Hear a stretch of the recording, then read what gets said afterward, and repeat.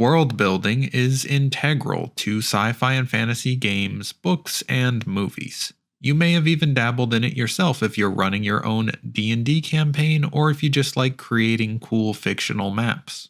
A lot of people say they like their world building to be realistic, but here are some realistic things you usually don't see in world building.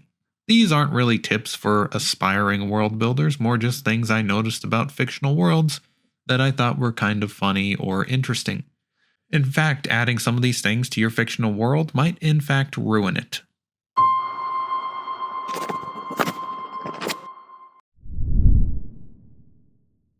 Maps in sci-fi and fantasy often fall short of realism. Space maps especially feel so limited compared to what a realistic scope would be.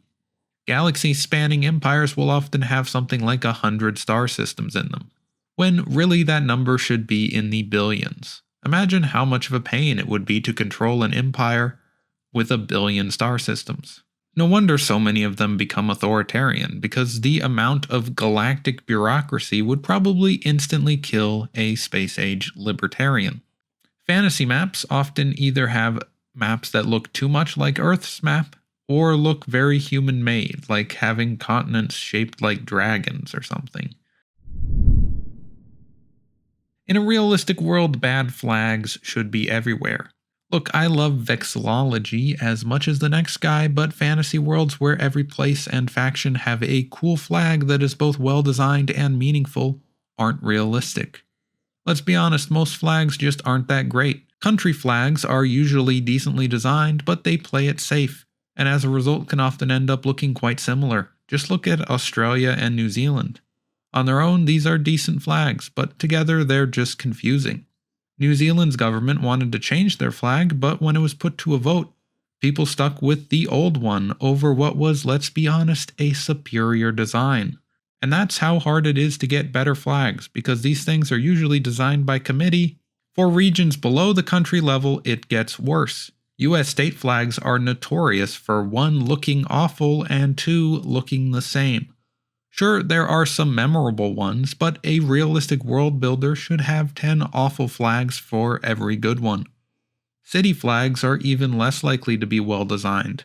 Some intern probably opened up MS Paint in 2004, and bam, now that's the symbol of the town. Brands are usually troublesome for world builders in the professional setting because while a character in your near-future sci-fi world should be using things like Twitter and Google or visiting Starbucks or McDonald's, brands are often very protective of how their trademarks are used in fiction. Apple won't let villains in movies use their products, even though a lot of bad people in real life have iPhones or Apple Pencils. Does anyone who isn't evil even use the Apple Vision Pro? A lot of stories will settle for parody-sounding names of real brands, which can get really distracting.